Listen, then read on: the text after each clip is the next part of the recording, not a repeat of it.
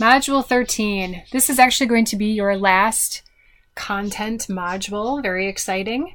This is going to be the endocrine system, which is chapter 16 in your book, the final chapter.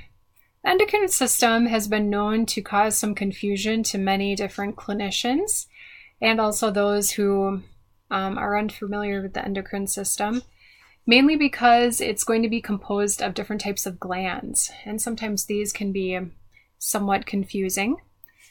The endocrine system is composed of endocrine glands, which are going to be the pituitary, thyroid, parathyroid, adrenal, pancreas, gonads, and thymus.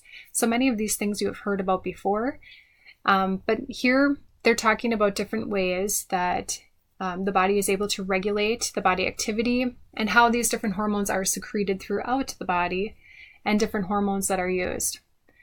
These different hormones might influence metabolic activities, growth, and development. Super important system within our body.